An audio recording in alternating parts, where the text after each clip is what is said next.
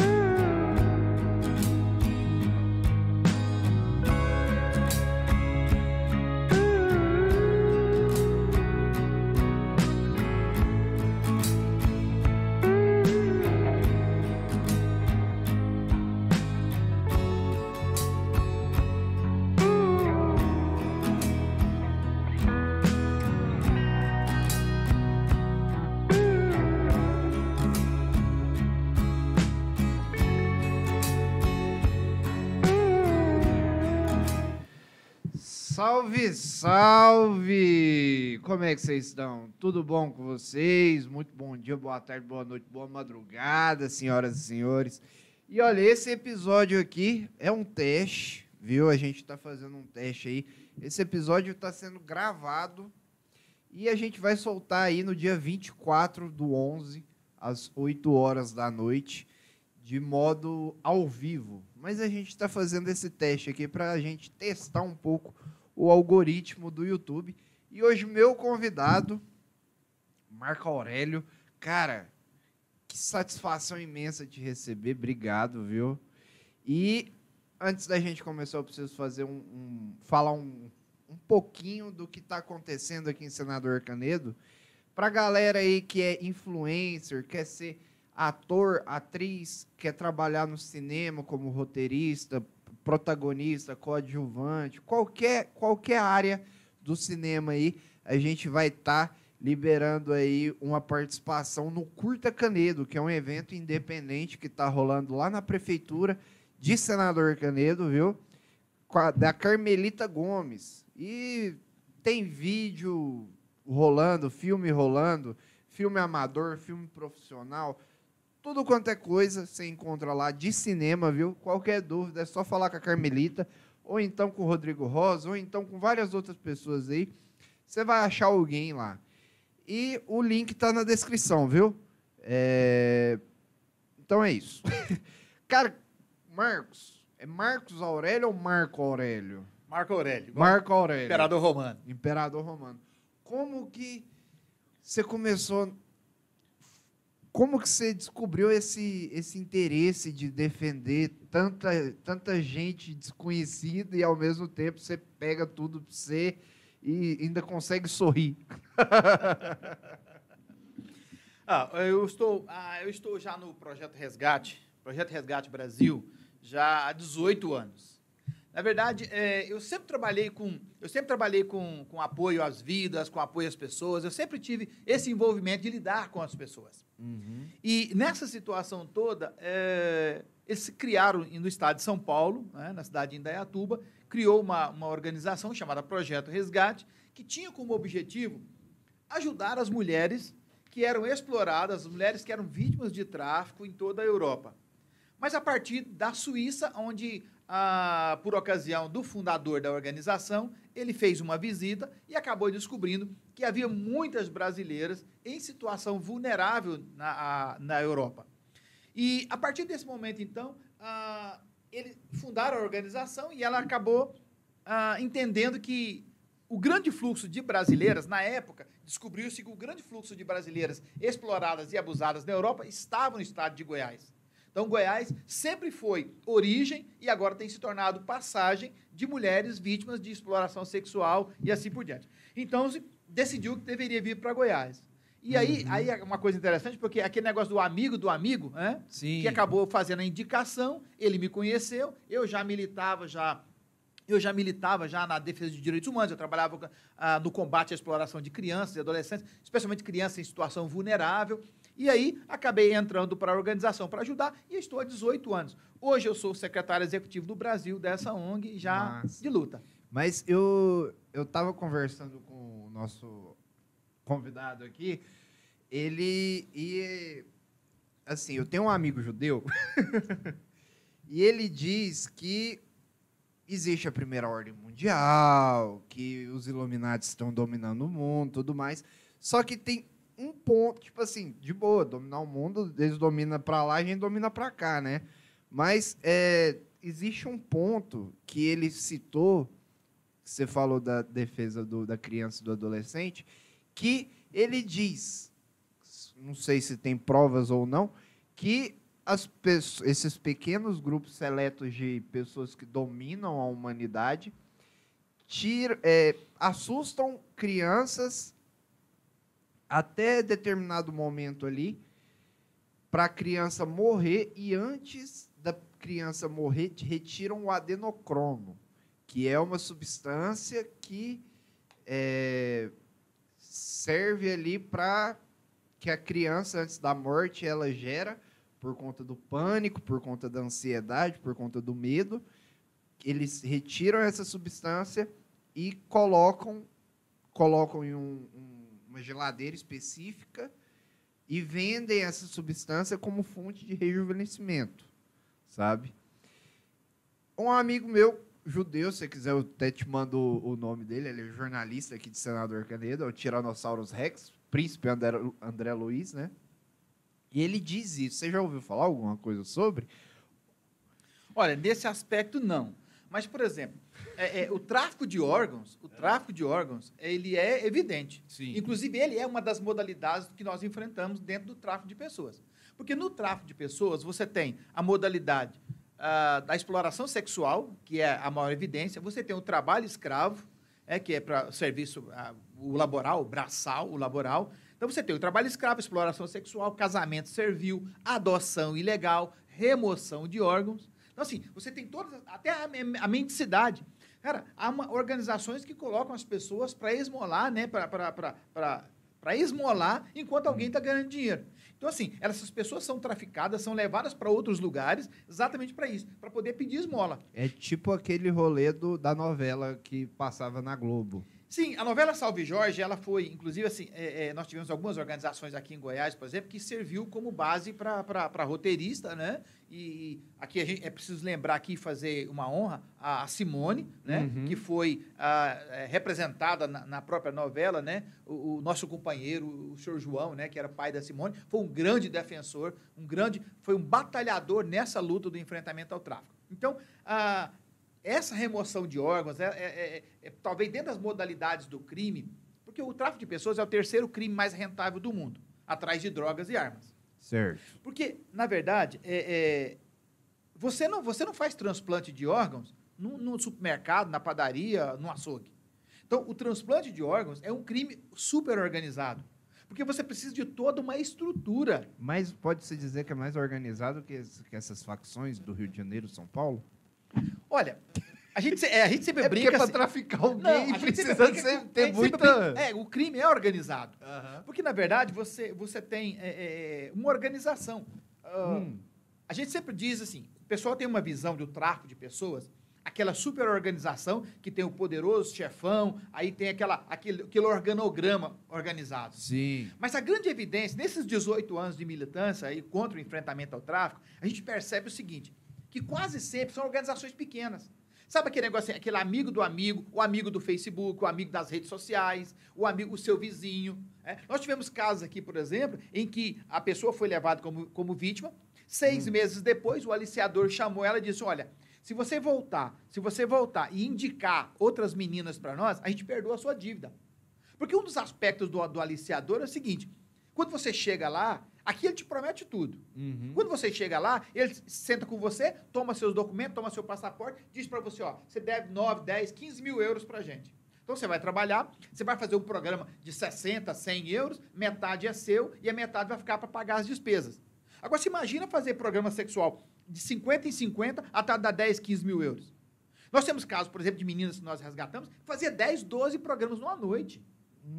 Então, assim, e com isso, todas elas acabam tendo uma dependência de álcool, dependência de drogas. E assim, dentro desse mundo da exploração, nós tivemos casos em que a pessoa diz, olha, se você usar droga com ele, a gente paga mais. A menina começa a usar droga com o cara para poder ganhar mais dinheiro e quitar a dívida, mas amanhã ou depois ela está dependente química. Aí ela começa a usar as drogas do local e aí só vai endividando. Quando você fala droga, a gente está falando de cocaína, de coisa mais... De cocaína para cima, sabe? Tá doido. Nós tivemos um caso, inclusive foi um caso de repercussão nacional, que nós repatriamos essa moça, em que ela diz assim, olha, eu vi várias colegas entrarem para os quartos para atender, quando saía com o nariz sangrando. Por quê? Porque havia um excesso de uso de droga para poder se livrar da dívida. Só que é o seguinte, nenhuma vítima se livra do cativeiro. Imagina você fazer programa sexual de 50 em 50 até dar 15 mil. Agora, tem um aspecto. Eles, por exemplo, se a moça está em pé, e tem clientes andando pelo salão, o fiscal chega e diz, por que você não está atendendo os clientes? Aí aplica uma multa nela de 50, 60 euros. Entendeu? Se ela demora com o cliente, você tem meia hora com o cliente. Se ela demora 40 minutos, aplicam uma multa nela. Porque eles vão inventando essas multas. Por quê? Para reter a pessoa. Para reter. Porque quanto mais dívida ela tiver, mais ela vai ficar naquele lugar. Tá doido. É um mundo assim, é um mundo absurdo. E, por exemplo, para nós que somos cristãos, a tristeza do tráfico de pessoas, porque é um ser humano criado à imagem e semelhança de Deus, explorando, abusando e violentando um outro ser humano que também foi criado à imagem e semelhança de Deus. Cara, e precisa ter uma maturidade muito grande para discernir isso de... Assim, meu pai é pastor da Assembleia de Deus, sabe? Do Ministério Vila Nova. E ele fala, minha luta não é contra a carne, minha luta é contra o lado espiritual. E eu falo, mas é a carne que está fazendo aquilo, pai, pelo amor de Deus, é uma maturidade que eu não tenho. Aí ele fala, não, Deus dá essa maturidade. Eu falei, então Deus não me deu essa maturidade ainda não, porque eu ainda fico puto por conta desses acontecimentos. Vou ser bem sincero. Mas nesse aspecto, a maldade humana, a gente sempre refuta o seguinte, a seguinte ideia. A maldade do ser humano é tão grande que ele é capaz de ludibriar alguém, Certo. enganar alguém, remover essa pessoa para um outro lado do mundo, e para quê? Chega lá, ele coloca aquela pessoa para ser usada e abusada. Quando nós resgatamos uma mulher, por exemplo, eu tenho uma que diz assim, olha, quando a gente cai na mão dele, a gente vira uma peça de dominó. O cara faz da gente o que quer. Você observa que uma mulher, às vezes, é obrigada a fazer 10, 12 programas numa noite, num quartinho 2x2, porque alguém do lado de fora está com a maquininha de cartão e alguém está passando. Alguém está ganhando os créditos naquela maquininha de cartão. Vira literalmente mercadoria. Mercadoria. Não, o tráfico de pessoas, ele retira da pessoa, ele retira do ser humano o ser humano e transforma a pessoa numa coisa, numa mercadoria. Então, a gente chama de coisificação. Sim. A pessoa, ela não vale mais nada. Ela é só uma mercadoria que alguém está usando, abusando, e com detalhe, daqui 6 meses, ele pega aquela pessoa, descarta ela e vem buscar outra. Porque o tráfico de pessoas, ele tem a capacidade, por exemplo, alguém que é levado para o cativeiro, nós tivemos uma menina uma vez que nos conta a seguinte situação. Quando ela chegou, o cara retirou o passaporte dela, tirou a documentação dela, disse, olha, aqui é uma casa de prostituição, você nos deve 15 mil e você tem que pagar para você ir embora. O cara pega o telefone e faz uma ligação e diz assim, olha, eu tenho carne nova. Aí o cara do outro lado fala assim, não, então traz para mim. Falou assim, olha, é a primeira vez, então já vale 10 mil. Então ele pegou aquela menina, levou ela para um prostíbulo, e lá o cara ganhou, de cara já recebeu 10 mil para ficar com ela. Ela ficou 28 dias naquele lugar. 28 dias depois o cara foi lá e buscou ela. Já repassou ela para um outro prostíbulo, aí o cara recebeu 7 mil por ela. 28 dias depois o cara buscou, aí levou para uma outra cidadezinha perto, tá? Já recebeu por ela, 28 dias depois. Então a cada 28 dias ela ia para um lugar diferente. Ela disse que foi para uns 5 ou 6 lugares. Então se você faz essa conta, uma vítima, uma mulher que é levada daqui para a Europa, por exemplo, para exploração sexual, ela te rende 30 mil euros num semestre, em 6 meses. Que dá o quê? Uns 180 mil? Você faz uma conta de 5, entendeu? 6, né? Por aí. Então, aí o que acontece? Aí você, quando chega no segundo semestre, você leva outra. Então, assim, quer dizer, em um ano, te dá o quê? Te dá 300 mil, você divide isso aí por um ano, te dá um salário de 30 mil. Aí eu pergunto para você, com 2 mulheres, e veja na facilidade, porque o tráfico de pessoas, ele é um crime invisível, subnotificado, entendeu? Porque, por exemplo, se eu chego no aeroporto com uma arma, vai detectar a arma e vão me prender. Certo. Se eu chego lá com um pacote de drogas, vão me deter e vão me prender. Se eu chego com uma mulher, eu passo. Porque ela não vem com uma tarja de um código de barras na testa. E até chegar lá, ela tá iludida por alguma coisa que a pessoa disse, né? Simples assim, ó. A oferta, o que a gente diz? O aliciador, a pessoa fala assim, mas por que essas mulheres caem na conversa? Por que essas mulheres se deixam serem seduzidas? Simples. O aliciador trabalha com o sonho das pessoas. Você se aproxima dessa mulher, e aí a gente tem um perfil mais ou menos assim, de 22 a 29 anos. Elas normalmente têm ensino fundamental, algumas com ensino médio, assim. Normalmente já tem um filho pequeno que fica com a mãe. Então, ela tem um sonho de dar uma vida para a filha que fica com a mãe, ela tem um sonho de dar uma vida melhor para aquela menina. Ela tem o desejo de não ter que a filha tenha a mesma vida que ela teve. Então, ela tem um sonho de construir a casa, de dar uma casa melhor para a mãe, de ampliar a casa. Nós já resgatamos mulheres que aceitaram a proposta porque queria ter o pequeno negócio dela, queria ter um salão de beleza. Nós trouxemos uma do interior de São Paulo uma vez que queria ter um food truck. E o cara fez uma proposta de trabalho para ela e ela foi. Então, assim, o aliciador vai no sonho da pessoa. E lá naquele sonho da pessoa, ele diz, olha, aqui na Europa, nós tivemos um caso de uma menina aqui, por exemplo, que na época ela era manicure, a unha custava 15, 20 reais, uma coisa assim. A mulher falou para ela, não, lá na Europa é 100 reais uma unha. Ela disse, olha, aqui eu faço 100 reais por semana.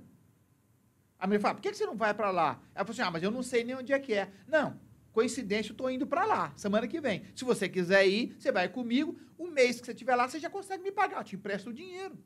Cara, você pegou uma menina do interior, aqui do norte do estado, de uma região, do estado do norte do país, em que ela era manicure, ganhava 500 reais. No mês. Então a mulher falou para ela, não, lá 100 reais uma unha. Ela falou assim, eu te levo, um mês você está lá, você trabalhando, você me paga. Cara, vai no sonho dela. O sonho dela é ter uma vida melhor, ter uma qualidade de vida melhor. Entendeu? Então, assim, esse aqui é o problema. Você vai no sonho da pessoa. E aí, cara, todos nós temos sonhos. Quem não quer? Ué, você pega uma menina Quem não aqui. quer ganhar mais? Cara, você pega uma menina que trabalha de garçonete aqui, ganha um salário mínimo. 1.300. Ganha 1.000. Tá. Porque não tem carteira assinada, não tem documento, não tem garantia, não tem nada. O cara chega para ela e fala assim, lá na Suíça, uma garçonete ganha 5.000. Já assusta, ó, ganha 1.000 euros. A menina fala assim, quanto que é 1.000 euros? Ele fala, é 5.000 reais. Ela fala, nossa, se eu morasse lá, com um ano eu comprava uma casa aqui. Mas eu não sei nem onde é que é a Suíça. Aí o cara, é igual você pescar, você joga a isca, se morder você puxa. Aí o cara vira e fala assim, mas se você quiser, eu te empresto, um mês que você está lá, você já me paga. Por quê? Porque nós somos amigos no Facebook, nós somos amigos no Instagram, nós somos amigos, entendeu? Isso. E as redes sociais, já abrindo um parêntese, tem constituído para nós um grande problema. Porque o cara te oferece, do nada aparece alguém oferecendo amizade para você.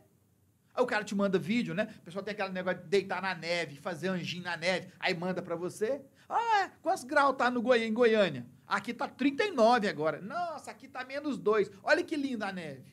Nossa, aí fica mexendo com o sonho americano que a pessoa tem ali.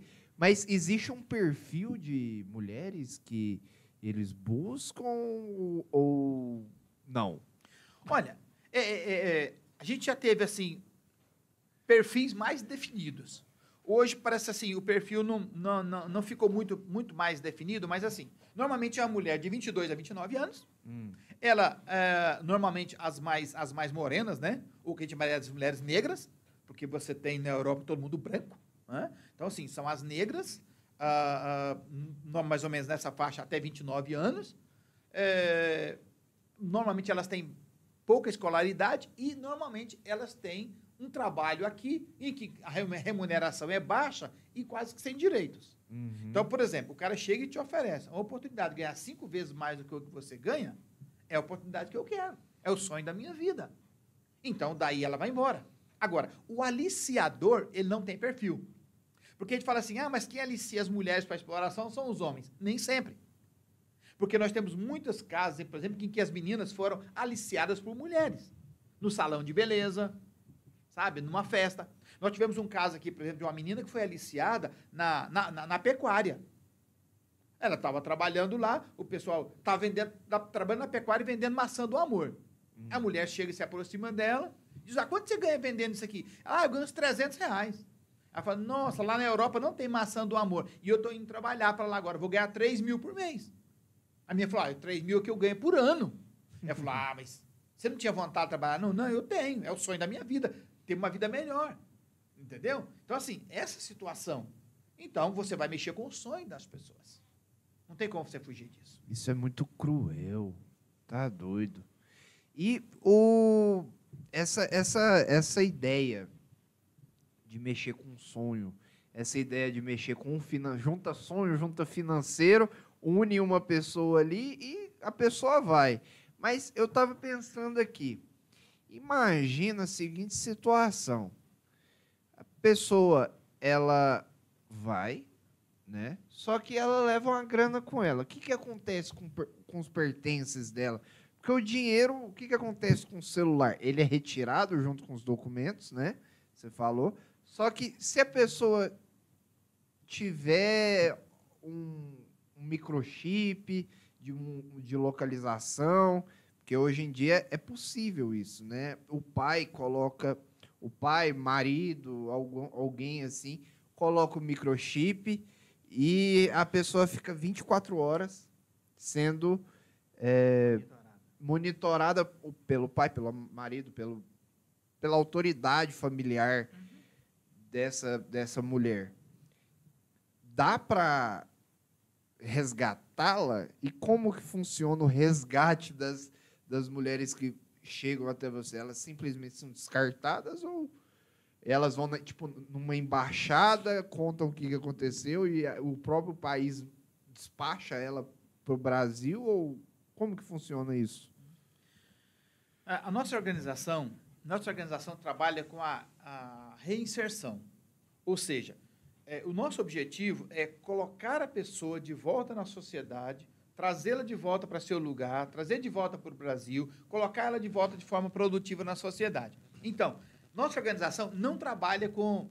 Nós não trabalhamos com o resgate no prostíbulo, o resgate no lugar onde está escravizado, onde está alojado. Porque, na verdade, o tráfico de pessoas ele tem 3 vertentes. Você tem a repressão, você tem a prevenção, que são as campanhas, e você tem a atenção à vítima, que é o que nós fazemos. Então, por exemplo, quem faz repressão é a polícia. Quem faz repressão é o judiciário, porque eles vão pegar o aliciador, vai estourar o cativeiro, prender o aliciador, e aí a parte jurídica, é a parte de polícia. Essa não é a nossa parte. A parte nossa é parte de prevenção. Nós fazemos campanhas. Nós divulgamos vídeos, nós fazemos campanhas. Eu fui membro do Comitê Nacional de Enfrentamento ao Tráfico de Pessoas no Ministério da Justiça. Participei lá por 3 anos no Comitê Nacional. E lá a minha ênfase era em criarmos políticas públicas, criarmos campanhas. Nós precisamos de mais campanha na televisão, nas redes sociais, no rádio, porque o tema do tráfico de pessoas, para muita gente, o tráfico de pessoas por exemplo, uma lenda urbana. A pessoa acha que uma mulher traficada, alguém foi traficado para a Europa. A pessoa acha que vai colocar a pessoa na mala, algemar ela, acorrentar e levar. Mas não. Ela vai de salto alto, cabelo bem feito e maquiagem. De livre e espontânea vontade. De livre e espontânea vontade. Por quê? Porque ela vai iludida. A ONU determina que a definição de tráfico de pessoas é o seguinte: você tem que ter o efeito, a causa e as consequências. Então, por exemplo, a ONU define, para eu entender o que uma pessoa é vítima de tráfico, a definição é a seguinte: é você transportar, alojar ou remover alguém por meio de engano, mentira, fraude, abdução, tá? Para quê? Para que essa pessoa possa ser explorada e abusada. Se houver esses 3 itens, essa pessoa é uma vítima de tráfico. Certo? Então, assim, se eu desloco alguém daqui, a gente só trabalha com tráfico internacional. Então, o que é o nosso papel?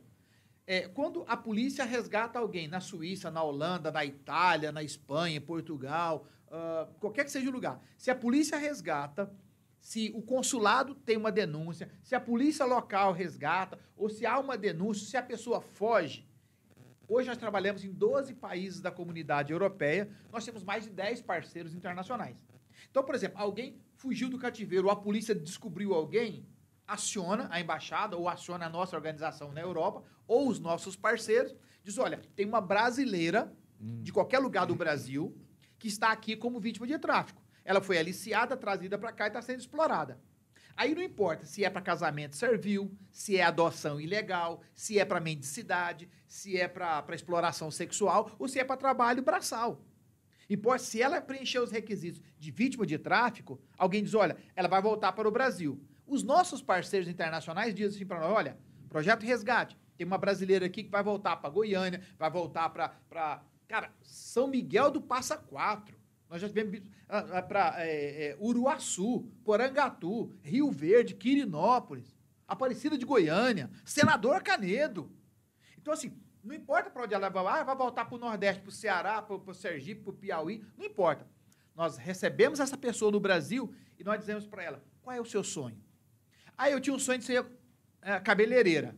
Você sabe trabalhar no salão? Não. Então, a gente coloca ela numa escola, ela faz todo o processo. Quando ela termina, a gente monta o salão e entrega para ela. Diz, agora você vai cuidar da sua vida. Esse era seu sonho? Os meus parceiros fazem o financiamento para quê? Para que ela estude, que ela se qualifique, então entrega o salão para ela, diz, agora você cuida da sua vida. Para que aconteça a ressocialização. A ressocialização. Então, o nosso papel é atender a vítima. E como você falou, a gente pega a pior parte. Alguém chegou a falar assim que a gente pega o sobrevivente. É quem sobrevive. Porque, por exemplo, algumas das meninas que nós recebemos aqui, especialmente as mulheres, eu digo meninas porque a grande maioria, hoje, mais de 70% do tráfico de pessoas hoje é para exploração sexual. Então, por exemplo, eu tenho algumas dessas aqui que chegam e dizem assim, olha, eu preciso de um médico para poder tomar um remédio para dormir de noite. Porque depois de 1 ano, 6 meses, 2 anos no cativeiro, eu passava o dia todo dormindo e à noite trabalhando. Nós recebemos agora uma senhora aqui, em que ela diz, olha, eu começava às 3 da tarde e ia até às 6 da manhã, atendendo os clientes, em pé, no bar, bebendo, atendendo sexualmente os clientes. Tá doido. Então, assim, nesse grupo, nesse volume, a pessoa começa a ficar dependente químico, ou às vezes dependente de medicamento para poder dormir. Então, assim, quando nós recebemos essa vítima, essa sobrevivente, a primeira coisa vamos fazer uma avaliação. Você precisa de atendimento médico, psicossocial, nós temos os psicólogos, os psiquiatras, o pessoal que acompanha e faz a avaliação. Então, se tem uma enfermidade, vamos tratar dessa doença aqui. Então, quando ela está saneada, ela está equilibrada, de qual é o seu sonho? Eu quero ser cabeleireira, então vamos para o curso. Eu quero começar uma lanchonete. Então, vamos fazer um projeto, então, e os meus parceiros internacionais vão financiar. Porque eu tenho, por exemplo, de 3 a 5 mil euros, eu tenho de 15 a 25 mil reais para ajudar uma mulher dessa que é vítima de exploração. Agora, a gente nem está entrando aqui, talvez na pior fase da exploração sexual, que são crianças e adolescentes. Porque, na verdade, a ONU diz que na América do Sul, de cada 4, olha o número, de cada 4 pessoas envolvidas na exploração sexual comercial, uma é criança. De cada 4 pessoas abusadas e violentadas sexualmente, exploradas sexualmente na América do Sul de forma comercial, ou seja, de cada 4 pessoas que recebe, ou alguém paga para sexo, uma é criança. Nós estamos falando de 25%. Então, assim, é um número assustador. É um número assustador. Agora, no Brasil não é diferente. Embora a gente esteja na América do Sul, se eu focar de forma especial no Brasil, cara, a cada 5 minutos uma criança é violentada, abusada, estuprada no Brasil. É um número assustador. E com detalhe, qualquer conselheiro tutelar vai dizer para você que 70% das crianças que são abusadas e violentadas é por parente de primeiro grau. É pai, mãe, avô, tio, primo, irmão, vizinho próximo. É alguém que tem quem a criança tem confiança, né? Sim, claro. Então, quando você paga aí, até agora o filme que está fazendo sucesso aí, só que o filme é relatado na Colômbia, mas assim, é retrato do Brasil, não é diferente. Qual que é o filme? O Som da Liberdade. Depois eu vou assistir. Não, precisa... Eu não tenho... acho que eu não tenho estômago, saca? Só que é importante a gente assistir. O último filme estrondoso que eu assisti, assim, foi a série da Boate Kiss, sabe? Eu fiquei 2 semanas falando, gente, não vai pra boate não, porque parece que quando a gente assiste alguma coisa, todas as boates do mundo vai acontecer aquilo qualquer hora, né?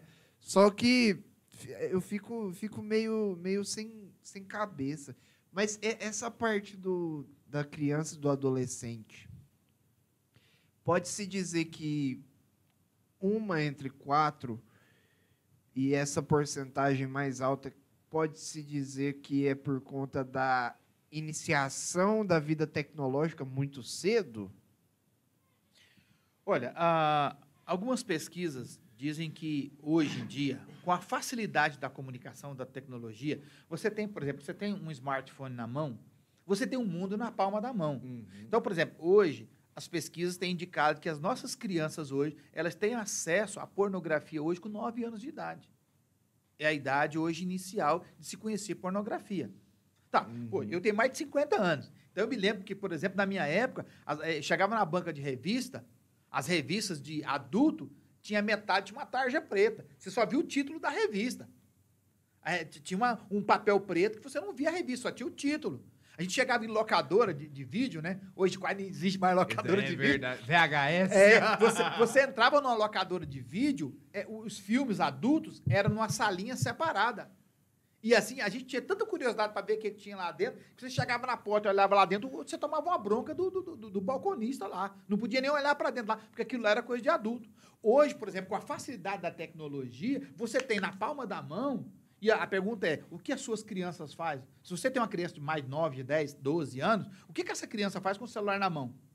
Quando você não está vendo? Quando ela está no quarto, deitada, quando ela está separado, sozinha. Porque hoje as nossas crianças de 9, 10 anos têm internet, têm um celular e têm internet. Cara, você falando isso, eu lembro do meu pai falando na minha cabeça, meu filho, para beber, para fumar e para transar, só depois dos 18. Sabe? Eu fui criado assim, realmente, eu fui perder minha virgindade com, sei lá, 18, 19 anos. Não é algo que eu me vanglorio, sabe? Porque depois que a gente conhece a palavra de Deus, a gente acredita que a gente fez tudo errado. Só que existe essa coisa. Eu sou de 92, então eu perdi minha virgindade com 18, 19 anos. Hoje em dia, quem tem 18, 19 anos, perdeu a virgindade com quantos? 14, 15. E daqui 20 anos? E daqui 40 anos? Sabe? A galera tá meio errada. Sabe? Tá tudo sendo invertido, mas tá tudo escrito também, né? É esquisito, mas é confortante. A gente tem hoje, a tecnologia hoje, é aquilo que eu estava dizendo sobre a questão da exploração. Porque a tecnologia hoje, ela facilita a comunicação, então ela facilitou o aliciamento. Então você pega, por exemplo, nas redes sociais, você consegue uma amizade, aí começa a gerar aquela amizade, e é interessante porque, assim, a gente tem muita credibilidade, a gente tem muita, eu não sei se a inocência é a palavra certa, mas, por exemplo, o cara diz assim, eu tenho 4.000 amigos nas redes sociais. Aí, cara, no dia do aniversário dele, ele não recebe uma visita. No dia do aniversário dele, ele não recebe uma chamada telefônica. Ele recebe uns joinha, ele recebe um cardzinho, tudo tal. Mas ninguém tem aquele tempo de ir na casa dele fazer uma visita para ele. Né? Eu tenho uma amiga, por exemplo, dia do aniversário dela, ela levanta cedo, faz uma garrafa de café e põe um bolo na mesa. Ela diz assim, quem vier na minha casa me dá os parabéns, senta comigo, toma café e come o bolo. Entendeu? Ela diz que chega no fim do dia, o bolo está pela metade. Entendeu? Mas por quê? Recebe 10, 15 joinhas nas redes sociais, ou um cardzinho dizendo os parabéns. O ego infla. Não, e aí você olha e fala assim, cadê meus amigos? Eu tenho 4.000 amigos na rede social, onde é que está? Então a rede social, ela tem distanciado as pessoas e feito com que essa forma de exploração se aproxime das pessoas. E eu não tenho ninguém aqui, então eu pego meu telefone, aí eu vou ali para o quarto, eu vou para a sala, eu vou para um lugar ali e começo zapear o meu telefone e eu acabo caindo em pornografia, em prostituição, em exploração, e eu acabo sendo iludido pela própria rede social. Então, assim, essa fase hoje de uma criança de 9 anos ter acesso à pornografia, eu creio que à medida em que nós liberarmos as redes sociais para as crianças, à medida que nós pais começamos... Eu já nem sou mais papai, né? Eu já estou na fase do vovô. Então, assim, eu fico observando as minhas netas, o cuidado por exemplo, é dobrado. Então, eu fico observando as minhas netas, por exemplo, a facilidade com que elas têm de tecnologia. Eu tenho, por exemplo, eu sou daqueles que quando eu compro um telefone novo, eu leio o manual de instruções para poder lidar. As minhas netas de 6, 7, 10 anos, a minha neta pega o telefone, por exemplo, não, vovô, deixa eu ensinar. Ela nunca viu o telefone, mas ela pega, parece que já nasce digital. Ela já me orienta e já me ensina. Essa galera mais nova nasce com modo fuçar, aguçado já. Então assim, porque eu sou da geração analógica. Na verdade, eu sou um migrante digital. Eu vim do analógico e estou indo no digital. Essa turma que nasce agora, né? A tal da geração X, tal. Então, eles já são dessa geração. Enquanto eu venho do analógico, eles já são digitais. Eles já nascem digitais. Só que automaticamente pode-se dizer que é uma geração de cristal, que acredita fielmente em tudo que vê, né? E não há mais solidez. Por exemplo, agora nós temos os psicólogos agora, né? Marcaram agora a nova fase da sociedade líquida. Por quê? Porque não há nada mais sólido. Por exemplo, antigamente a gente tinha amizade de 10, 15 anos. Hoje, a amizade mais velha que você tem 2 anos. E daqui 3 anos você já trocou os amigos. Não existe mais uma amizade sólida. Cara, antigamente os casamentos duravam 40, 50 anos. Hoje o casamento dura 5 anos, 10 anos. Né? Esses dias eu estava numa reunião de homens lá no trabalho, e nós éramos lá uns 10 homens, e alguém brincou, eu disse, olha, eu tenho, na época eu tinha 32 anos de casado, hoje eu estou com 36, eu tinha 32 anos de casado. É o mesmo tanto que meus pais têm. Então, eu tenho 32 anos eu falei, eu tenho 32 anos de casado. Aí o cara virou para mim assim, mas com uma mulher só? Eu falei, claro, ué. Ele falou, não, porque eu já estou no 4º casamento. Ele falou, eu já estou no 4º casamento. Então, assim... Essa galera avalia casamento como se fosse troféu de prateleira, né? Esse aqui durou tanto, esse aqui durou tanto, esse aqui durou tanto. Então, mas essa ideia do psicólogo de uma sociedade líquida. Não tem mais solidez. Cara, ninguém mais permanece 20, 30 anos na profissão, ninguém permanece mais 20, 30 anos com amizade, sabe? Não tem mais solidez. O mundo hoje é líquido. Cara, ninguém tem paciência de estourar a pipoca na panela. Você vai no micro-ondas. Entendeu? Ninguém tem paciência de fazer comida. Você pede comida pronta. É só aquecer. Então, assim, a gente vai gerando uma situação em que nós estamos no estado acelerado de um mundo. Cara, ninguém tem paciência de escrever uma carta e ir no correio e postar. Rapaz, ninguém... É mesmo? Como que você conquistou sua esposa? 30 e tantos anos atrás. Cara, a gente... Mudando só um pouquinho de assunto. Cara, no método tradicional, a gente era amigo mesmo? A gente era amigo de escola, a gente morava na mesma cidade, a gente era amigo de escola, entendeu? Um dia a gente se conheceu lá na porta, a gente estava indo para a igreja, a gente se encontrou na porta da igreja, começou a conversar, e eu já dei... Agora, faz 40 anos agora já que a gente começou a namorar. Nossa. Então, assim, no método convencional. Oi, tudo bem? Tá? A gente começou a conversar. E ali você desenvolve um relacionamento e já estamos chegando aos 40 anos de namoro. Então, assim, nesse processo todo, a gente vai consolidando. Olha que massa, 40 anos de namoro e você aí com ciúme da sua mulher porque ela recebe curtida de macho e a mulher com ciúme porque recebe curtida de... Nossa Senhora! Vocês têm... Ó, presta atenção nesse cara aqui, ó. Ele tem a receita pro sucesso. Cara, e como que foi a chegada da tecnologia para você? E como que você pode ensinar a geração atual a não se perder? Tanto para não se perder em questão de perder seus órgãos, quanto não se perder nesse mundão afora em relação a vícios, em relação a tudo que há de cruel. O que você pode falar? Olha, a gente precisa ter, acho que cada um de nós, especialmente quem tem um pouco mais de idade, precisa dar ciência para os mais novos de que existe um mundo além da tecnologia. A tecnologia facilita o trabalho, facilita os estudos, facilita a diversão, facilita muitas coisas. Mas a tecnologia também, ela tem roubado de nós o privilégio, por exemplo, da amizade, da conversa, do dia a dia. E, infelizmente, dentro do nosso trabalho, a tecnologia tem aberto a oportunidade de aliciamento. Por quê? Porque, de repente, alguém que você não conhece, de repente, alguém que você nunca viu, te chama, começa a conversar com você, cria uma amizade virtual, e aí que é um alerta para as nossas crianças, por exemplo. De repente tem uma criança lá do outro lado, lá de uma foto de uma criança de 10, 15 anos e por trás tem um pedófilo, tem um abusador, tem um explorador, Nossa, ainda tem isso, se passando por uma criança, entendeu? Conquistando a amizade daquela criança. Então, nós, como pais, precisamos ter muito cuidado com quem é que está acessando as redes sociais dos nossos filhos. Eu acho assim, eu sou da linha de que não é invasão de privacidade eu chegar para o meu filho e falar, deixa eu ver no seu celular quem você está acompanhando, quem são seus amigos, com quem você está falando. Porque enquanto meu filho, é responsabilidade minha. Porque amanhã ou depois, se ela for abusada e violentada, eu serei acusado de negligente. Então, nós como pais precisamos ter o cuidado de quem é que está acessando as redes sociais dos nossos filhos, quem são os amigos dos nossos filhos, com quem nossos filhos conversam. Agora, por semelhante modo, eu vou pular agora para os mais velhos, os jovens. Com quem você está conversando? Quais são as propostas? Porque, por exemplo, alguém faz uma proposta para você na rede social, interessante porque a rede social hoje, ela tem mais credibilidade do que a presença física. De que forma? Se eu, por exemplo, se eu estou indo na avenida... É meio que um currículo, né? Se eu estou indo na avenida, eu cerco uma mulher e digo para ela, quer ir para a Europa comigo? Ela vai me dar um tapa, vai sair correndo ou pedir socorro. Agora, se eu entro na rede social dela, mando uma foto minha deitado na neve, se eu mando uma foto minha ganhando em euro, e eu digo para ela, vem para cá, que na Europa você ganha muito mais dinheiro do que no Brasil.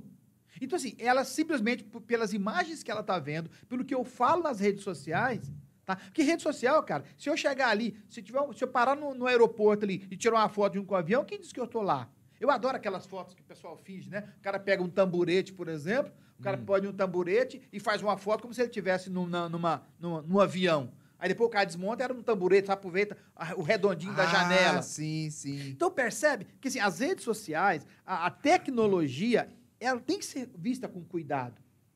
Porque nós temos dezenas e dezenas de casos em que as mulheres, que as moças, que os jovens, que os trabalhadores, que os homens são aliciados pelas redes sociais. Nós recebemos agora, o ano passado, nós recebemos 15 brasileiros que foram levados, por exemplo, para Mianmar e para Tailândia, do outro lado do mundo, para trabalho braçal, aliciados nas redes sociais. Prometeram hospedagem, alimentação, hotel, tudo isso, passagem gratuita, e ainda iria ganhar em dólar. O pessoal chegou lá, foram escravizados, trabalhavam 14 horas por dia nas redes sociais, explorando os outros. Então, assim, a polícia resgatou, alguns conseguiram fugir e nós ajudamos a repatriar, nós pagamos passagem, repatriamos, colocamos de volta. Entendeu? Assim, então, investigação, polícia, nada dessas coisas é nosso papel. O nosso papel que nós fizemos, chegou aqui, vamos ajudar. Alguns nós pagamos aluguel para poder socorrer, outros nós pagamos alimentação, outros a gente colocou cesta básica, 2, 3 meses, até a pessoa se qualificar e voltar à vida normal. Então, assim, é preciso ter esses cuidados, porque a rede social te promete e depois não cumpre. Então, tenha cuidado com essas coisas, tá? Rede social é uma terra sem lei. Cara, mas agora vamos pegar da parte mais interna do ser humano. Porque, assim, muita gente, eu conheço o meu público. Tanto, alguns têm um humor ácido, sabe? Que vão falar, mas meus órgãos não prestam, sabe? Se não prestasse, você não estava vivo. E eu conheço a galera que realmente se importa. Eu conheço as senhorinhas que estão, tipo assim, as irmãs do coque, sabe? Que tem a netinha, que a mãe trabalha o dia todo, aí a senhorinha cuida da neta, cuida da bisneta, etc.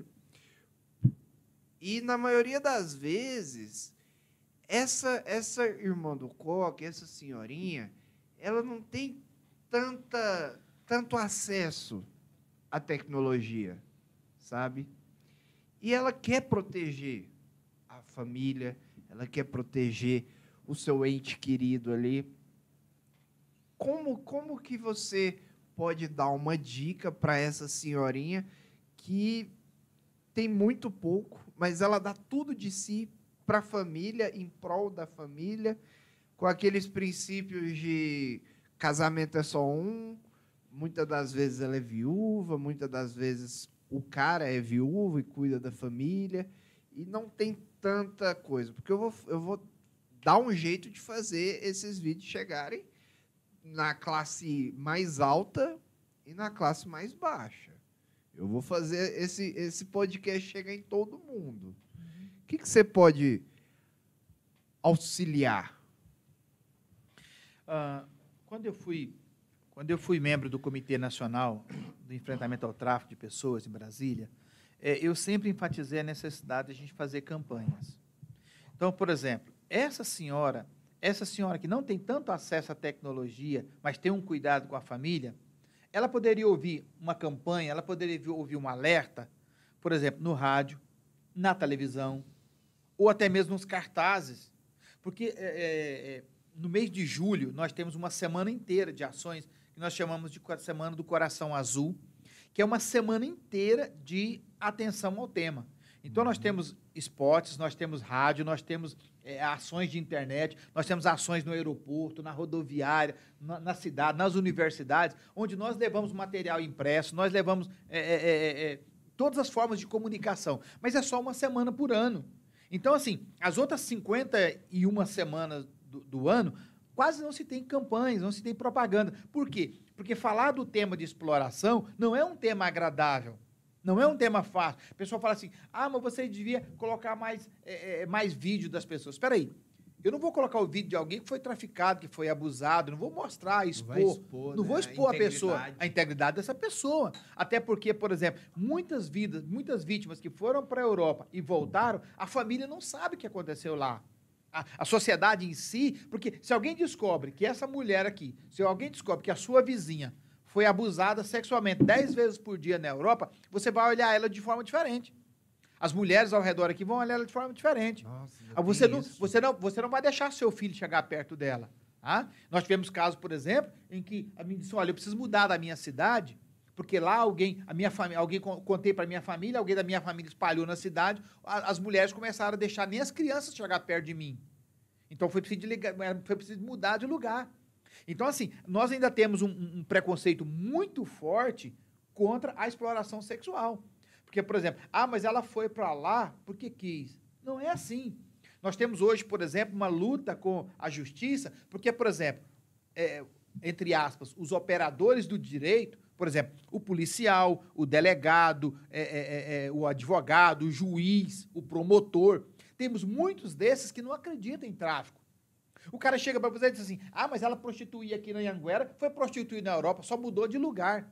Não, doutor, ela foi levada para lá, enganada, e para ser abusada. E lá, ela fazia 10, 12 programas porque disseram que ela tinha uma dívida de 15 mil para pagar.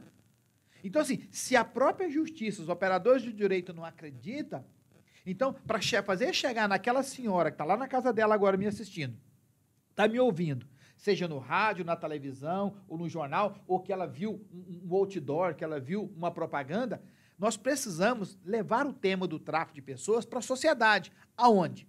Nos clubes de serviço. O Rotary Club, o Lions Club, a OAB, a sociedade civil organizada, precisa, dentro dos seus limites, começar a tratar do tema. Por exemplo, as escolas precisam tratar do tema.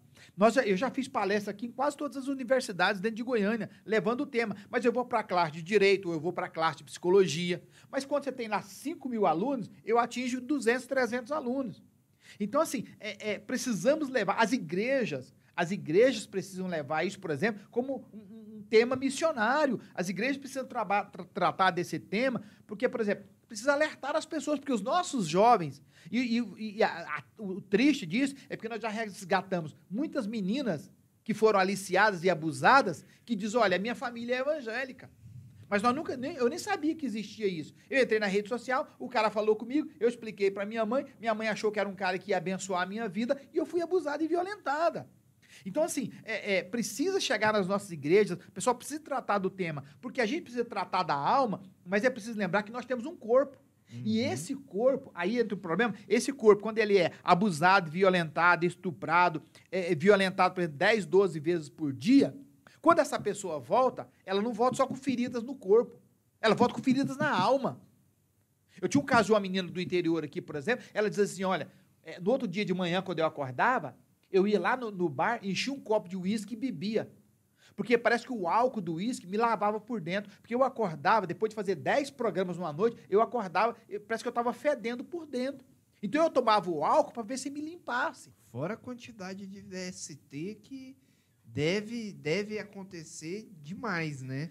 Sim, não somente essas doenças, e assim, a gente está da questão da alma, não só a doença do corpo, né, as doenças que voltam, mas a pessoa, ela não confia mais em ninguém. Explica um pouquinho sobre a doença da alma. Imagina, por exemplo, nós tivemos o caso de uma mulher que nós repatriamos, em que ela diz assim, ela andava na rua, ela diz assim, quando eu escutava o barulho de um carro, eu assustava. Por quê? Porque eu não confio mais em ninguém. Nós repatriamos uma moça uma vez que eu fui ao aeroporto para recebê-la, ela tinha uma filha de 7 anos, mais ou menos. Quando a menina me viu, a menina escondeu atrás da mãe. Por quê? Porque a menina viu a mãe ser abusada tantas vezes lá na Europa. Ela viu, porque o cara levou ela para casa, e aí chegava lá e fechava a mãe no quarto, abusava dela, a menina entendia da situação, a menina, por exemplo, escondia atrás da mãe. Mesmo lidando com ela, com toda a dedicação, com todo o cuidado ali, a menina demorou quase um mês para chegar perto de mim. Por quê? Porque ela tinha a impressão de que todo homem que se aproximava da mãe ia abusar da mãe. E olha, assustador. Quando eu cheguei para ela, disse, olha, nós vamos pagar o aluguel para você, vamos pagar uma qualificação, você vai fazer um curso, você vai se preparar, você vai se qualificar. Quando você estiver qualificada, nós vamos ajudar você a começar a nova vida com um novo trabalho. Ela vira para mim e diz assim, mas quanto que eu vou pagar por isso? Eu digo, nada. Ela diz, mas eu nunca ganhei nada na minha vida. Tudo que eu tenho, ou eu paguei com dinheiro, ou eu paguei com o meu corpo. Qual que você quer? Eu disse para ela, eu não quero nenhum dos dois, eu não quero nem seu corpo e nem seu dinheiro, porque eu estou aqui para te ajudar. Ela vira para mim e diz assim, mas ninguém nunca faz nada por mim. Eu digo, olha, eu faço isso por você porque eu tenho uma missão de vida. Primeiro, resgatar as pessoas, dar qualidade de vida para você entender quem eu amo. Eu sou servo de Deus, eu sou cristão. Então, meu papel como homem de Deus é ajudar você. E o que eu estou fazendo por você é por amor àquele que manda em mim, de quem eu sou servo de Deus. Faço isso por amor, por paixão. Não faço porque eu sou religioso, eu faço porque eu tenho obrigação, como cristão, de ajudar um outro cristão. Caramba. Tem que ter muito... Nossa, é pesado. Mas qual foi o caso que você mais te afetou? Porque sempre tem. Qual que é o que mais pegou lá na sua alma? Olha, porque antes de cristão, você é humano, né? Sim. Na verdade, assim, todos os casos, a gente, assim, depois de 18 anos, né, militando nessa causa, eu sempre digo assim, 90% dos casos são iguais. Porque sempre tem, eu fui aliciada, fui enganada, me abusaram, fiquei com uma dívida e tal. Mas, embora o processo seja o mesmo, tem casos que são mais sensíveis, porque, por exemplo, você olha a dor da pessoa. Nós tivemos um caso de uma moça, ela tinha 4ª série primária, negra, com 4ª série primária, nunca tinha saído de Goiânia, e fizeram uma proposta para ela de que ela poderia ganhar dinheiro, sendo camareira. E aí houve assim, embora os detalhes aqui sejam um pouco mais complexos, fizeram toda uma sedução para ela, para que ela pudesse acreditar na pessoa. E aí com aquele detalhe, foi uma mulher aliciadora. Porque se fosse um homem, ela tinha descartado. Mas ela acreditou na mulher, na companheira, tudo tal, que ia trabalhar com ela e tal. Essa mulher, quando ela chega no local de exploração, ele disse, olha, agora que você vai ter que prostituir aqui e pagar para a gente porque você deve para a gente. Ela disse assim, mas eu nunca fiz isso na minha vida. Ela disse, agora você vai ter que fazer. Ela ficou 2 dias no quarto, fechada, chorando. E no mesmo quarto dela, colocaram uma africana. Tipo uma cela. No mesmo quarto tinha ela e uma africana. Ela olhava para a africana falava com ela, ela disse assim, não entendo nenhuma letra do que ela falava. E eu falava com ela, não me entendia. Nós olhávamos uma para a outra e chorava. O cara vinha e dizia, você vai descer para trabalhar? E ela dizia assim, não vou. Ele disse, então você não vai comer. Ela ficou 2 dias sem comer porque se recusou a ir trabalhar. Então, na situação, quando a fome apertou, ela disse assim, olha, eu não aguento mais de fome, o que eu tenho que fazer? Ele disse, olha, eu vou te dar um sapato de salto, uma calcinha e vamos cortar seu cabelo. Cortaram o cabelo dela e aí toda noite colocavam uma peruca nela de uma cor diferente. E ela tinha que ficar no salão atendendo as pessoas. Com um mês que ela estava naquela situação, o estresse foi tanto que ela adquiriu psoríase. Quando ela retornou ainda, depois que nós resgatamos e que ela foi resgatada lá, e ela foi atendida no hospital, quando ela chega no Brasil, 2 meses depois de ser resgatada, ela ainda tinha escaras, ainda tinha cicatrizes daquela situação. Por quê? Porque o estresse emocional dela foi tão grande que causava feridas no corpo. Aí você olha para aquela mulher e pensa assim, a pessoa sofreu um trauma tão violento que o próprio organismo dela reagiu. Cara, você olha uma mulher, essa mulher fugiu da regra, porque era uma senhora de 49 anos, com 2 filhos pequenos. E aquela mulher, você olha para aquela mulher e ela diz assim, eu tenho medo das pessoas, eu não me aproximo das pessoas, eu tenho medo, eu não sei, eu tenho medo de conversar com as pessoas. Se faz um barulho perto de mim, eu já assusto. Então, você tem que tratar da alma dessa pessoa. Por quê? Porque ela não acredita mais em ninguém. Como é que eu vou dizer para ela assim, ó, Deus te ama? Ela diz assim, Deus é homem? É, então eu não acredito. Deus é pai? Eu não acredito.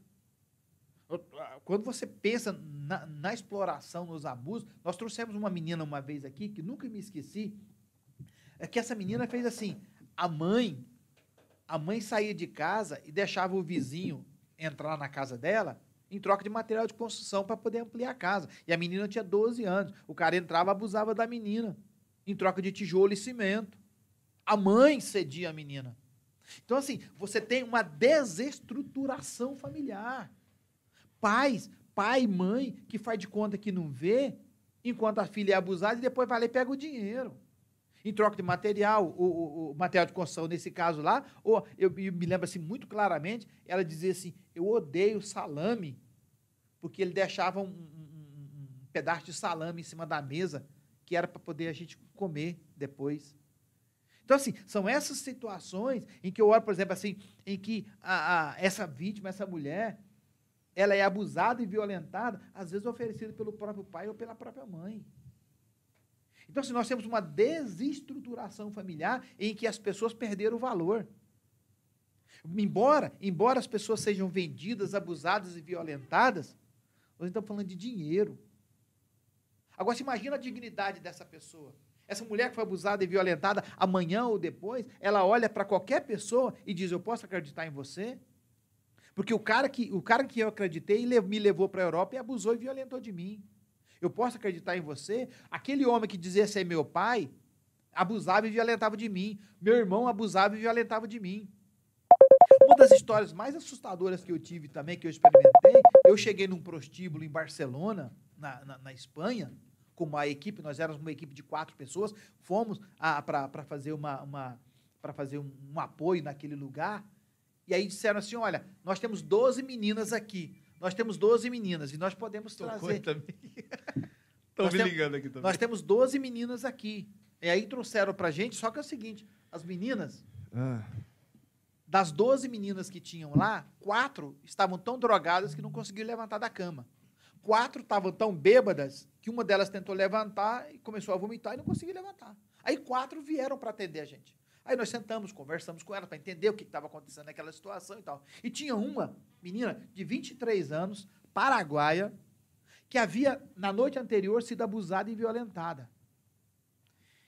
Quando terminamos a conversa, ela se levantou e eu perguntei para ela se eu podia dar um abraço nela. Quando eu abracei aquela menina de 23 anos, eu tenho uma filha de 30.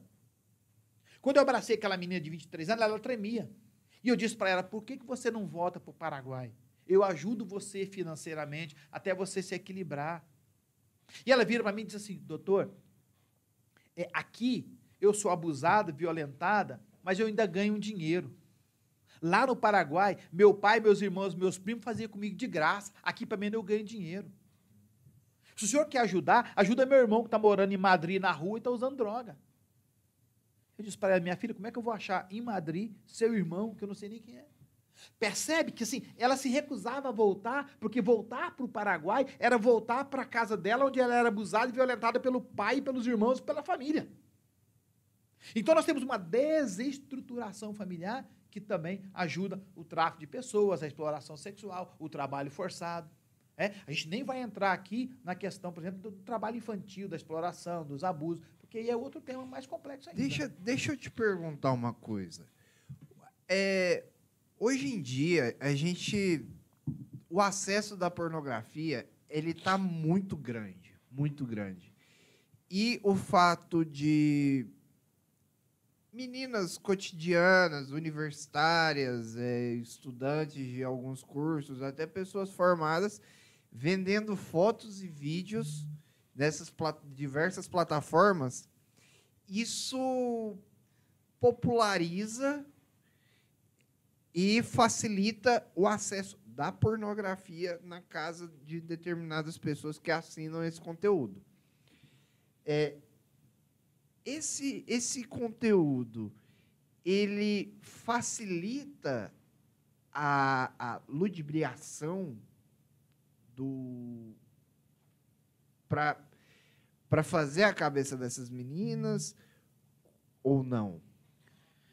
Olha, falar sobre prostituição é um tema polêmico, porque, por exemplo, algumas defendem que é um trabalho comum como qualquer outro, né? Uhum. Mas, por exemplo, eu sempre digo, antigamente o pessoal tinha uma expressão que essas mulheres de vida fácil, né?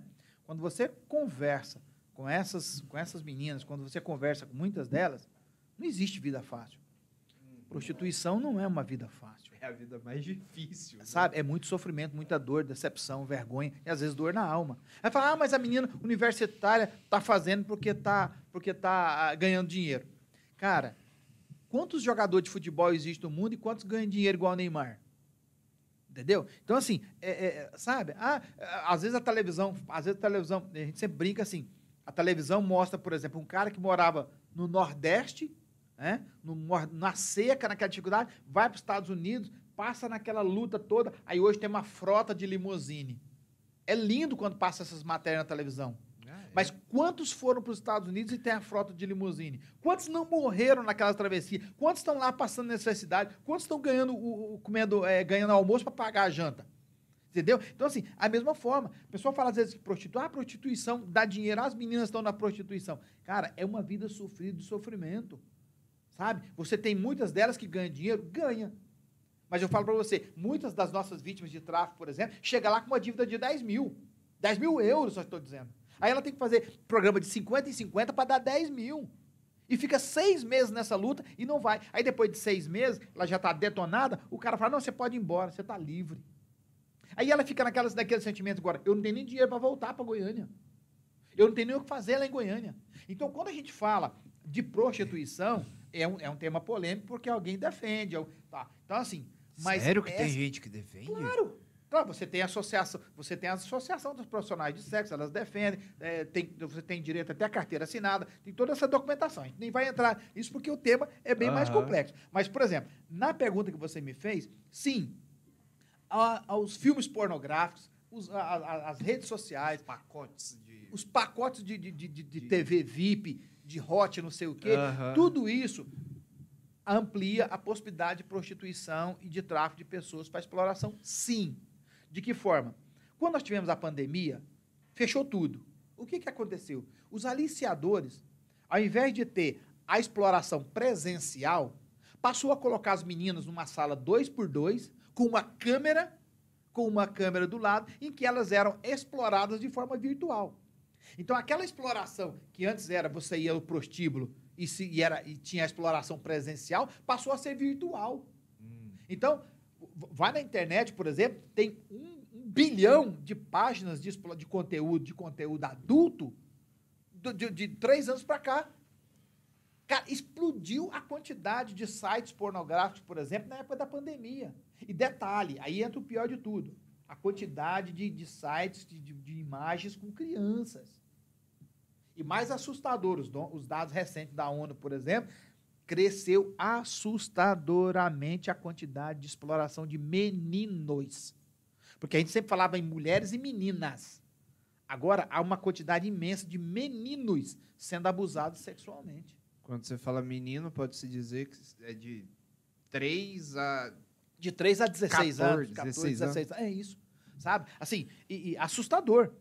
Assustador você ter, por exemplo, uma criança de 5 anos abusada sexualmente. Sabe? Assim, tem casos que a gente é até vergonhoso e é estranho, né? Tá para o ouvinte ouvir do outro lado, mas, por exemplo, assim, de lacerações, de violação, de destruição do corpo físico de uma criança de 5 anos. Sabe? Porque foi abusado por um adulto de 40, de 50 anos. Então, assim, quando a gente fala de abuso, de exploração sexual de crianças, é um tema, assim, que dói na alma. Porque você pega uma criança de 5 anos, de 6 anos, tá? Agora, tem uma criança de 10, de 12, de 14 anos. Tá? Até 14 anos, a lei diz que até 14 anos é estupro de vulnerável. Aí depois, criança, né? É criança. E depois, com 16 anos, aí já...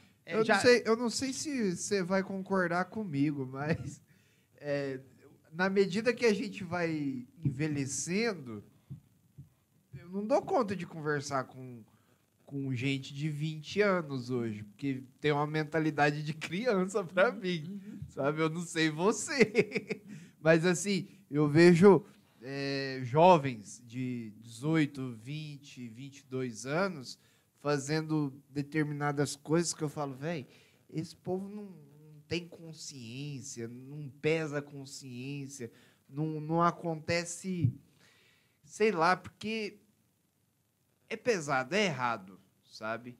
E eu queria também saber, essa eu não sei se você vai responder, se você vai saber responder, mas o que acontece no mundo espiritual quando as coisas desse patamar acontecem no mundo carnal, pode-se dizer carnal?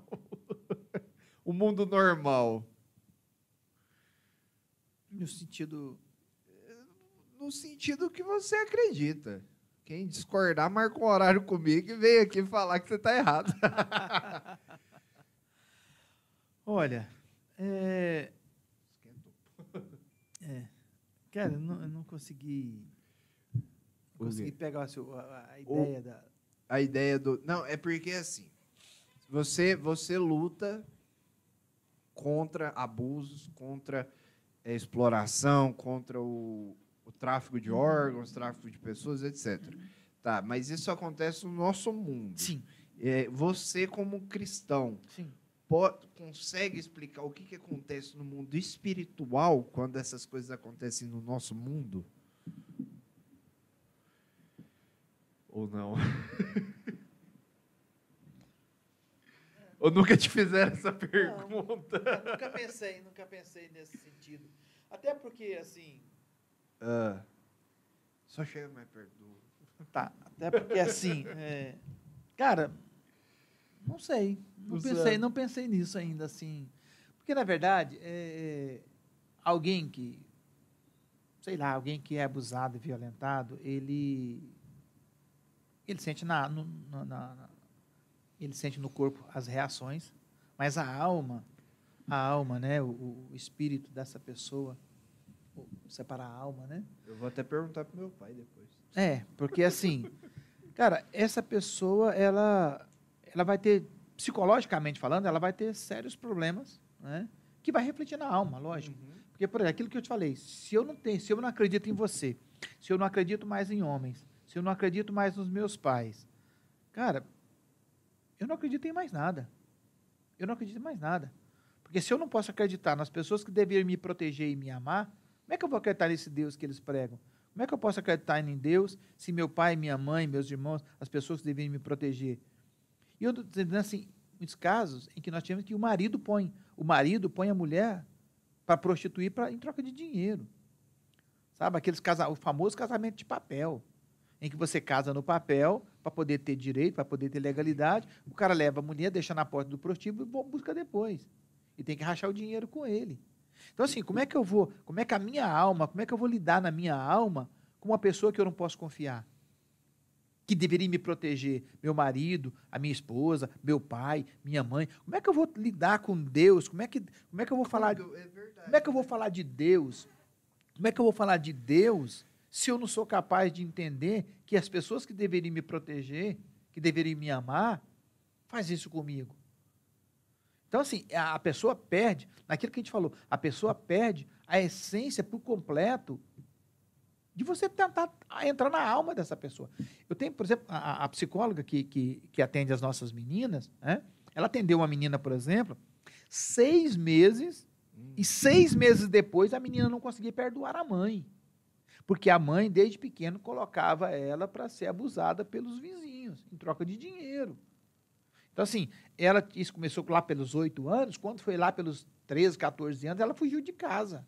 Arrumou uma amiga que falou que dava abrigo para ela, ela fugiu de casa. Mas nesses 4, 5 anos que ela foi abusada pela mãe, ela não consegue perdoar a mãe.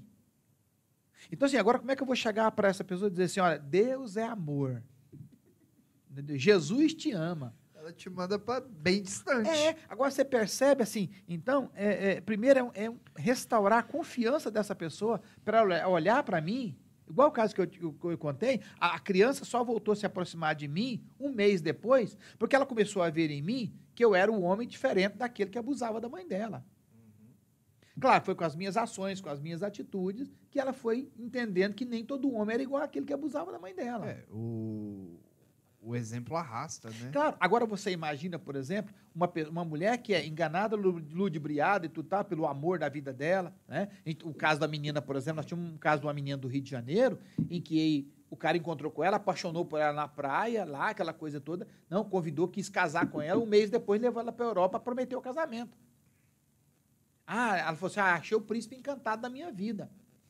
Cara, chegou lá, ela descobriu que ela casou com o cavalo, o príncipe não existia mais, casou com o cavalo do príncipe. O cara colocou ela dentro de casa e chamava os amigos para explorar e abusar dela. E cobrava dos amigos para abusar dela. Ela virou o produto de exploração dentro da casa dela. Virou o objeto. E ela foi para lá, por amor. Nós temos um dos vídeos que nós trabalhamos nas palestras, a mulher conta assim, olha, eu fui para lá porque ele era o príncipe da minha vida. Quando eu cheguei lá, e aí ela começa a chorar no depoimento, ela diz assim, olha, eu estou frustrada. Por quê? Porque eu fui atrás do príncipe da minha vida. Cheguei lá, eu fui enganada, eu fui abusada. Agora, essa mulher vai acreditar em homem de novo? Essa mulher vai abrir o coração para um outro homem? Essa mulher vai abrir o coração para um outro relacionamento? Jamais. Essa mulher vai confiar no pai e na mãe? Quando ela fala de pai e mãe, eu me lembro, esse aqui é o abusador. Foi meu pai que me explorou, foi minha mãe que me vendeu. Nós tivemos um caso aqui de uma menina aqui do Nordeste aqui, que foi vendida, a mãe emprestou a menina para a tia levar para a Europa, chegou na Europa, a tia vendeu ela para o italiano. A menina de 16 anos. A menina espertinha demais, conseguiu um telefonema, ela ligou para a mãe e contou. A polícia chegou lá e prendeu. Percebe? Então assim, agora eu vou confiar na minha tia que me vendeu para um cara? Então, quando a gente fala de abuso, de exploração, para chegar no espiritual, você tem todo um processo de vida. Cara, como é que eu vou ouvir alguém falar para mim que Deus me ama se um cara que é criado em mais semelhança de Deus abusa e violenta de mim? Então, a gente tem todo um processo, e não é da noite para o dia, para você tratar, curar o corpo dessa pessoa, entrar na alma dela e mostrar que Deus é muito mais do que o ser humano. Você falando isso, eu tô lembrando aqui, tipo assim, eu tô em fevereiro agora, eu faço 5 anos de relacionamento, né, juntando namoro e noivado. E eu sempre fui do tipo de, não, a gente só vai morar junto depois de casar. Você mora lá na sua casa, eu moro aqui, tá tudo certo, não tem problema não. Eu me sustento, eu monto a casa do jeito que eu e você quiser e tá tudo certo. E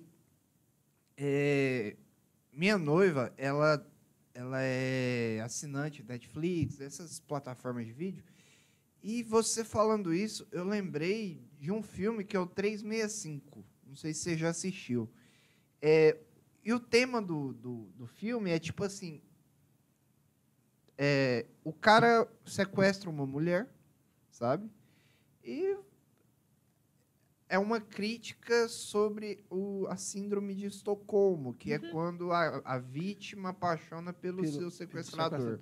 Ou pelo próprio bandido, etc. O aliciador. E aí, só que essa vítima chega a casar com o cara, sabe? E aí existe uma romantização nesse curta-metragem, nesse filme, sabe? Sobre esse caso. E esse caso, por mexer com paixão, é um crime, né? Mas a vítima chega a defender quem sequestrou ela, ela chega a casar com quem sequestrou ela, porque o cara é rico pra caramba, vai para aquelas ilhas paradisíacas da Grécia, etc. Você já presenciou casos de mulheres que não querem voltar de jeito nenhum, porque elas apaixonam por quem faz esse tipo de atrocidade com elas e acham que está ajudando a pessoa a fazer alguma coisa?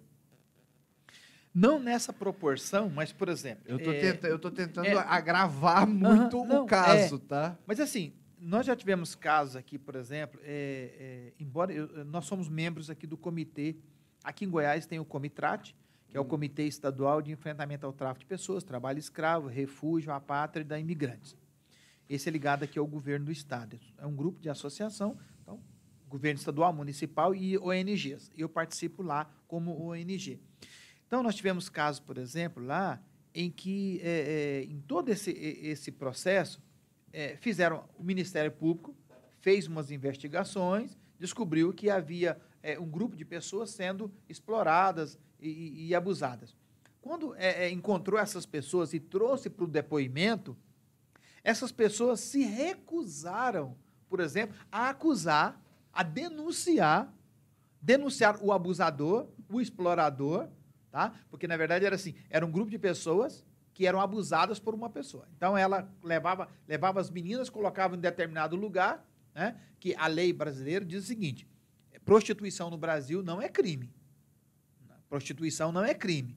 O que é crime é você explorar a prostituição. Então, por exemplo, se você quiser ir lá para Anhanguera, fazer ponto lá na Anhanguera, a polícia passa lá, tem que proteger você. Não é ilegal. Agora, se você colocar alguém numa casa e começar a cobrar daquele lugar para poder explorar alguém, aí é crime. Tá? A gente nem vai entrar naquelas casas de shows, aquelas coisas lá, tudo tal. Mas assim, então, a ilegalidade está em você explorar alguém. Tá? Então, se você quiser... Se for uma prostituição de livre vontade, espontânea vontade... Claro, não é ilegal de forma nenhuma. Então, assim, o problema da ilegalidade é quando você explora alguém.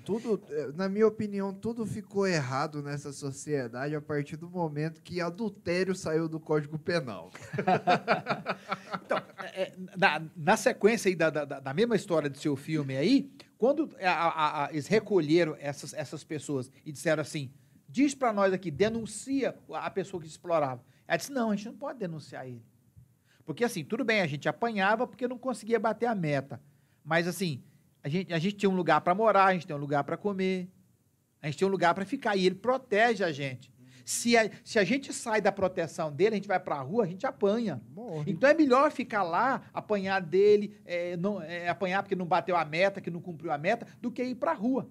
Então, nessa situação da síndrome de Estocolmo aí, assim, guardadas as devidas proporções, mas a pessoa, ela se recusou a denunciar o explorador. Por quê? Porque ela se sentia mais segura ali com o explorador. Sim.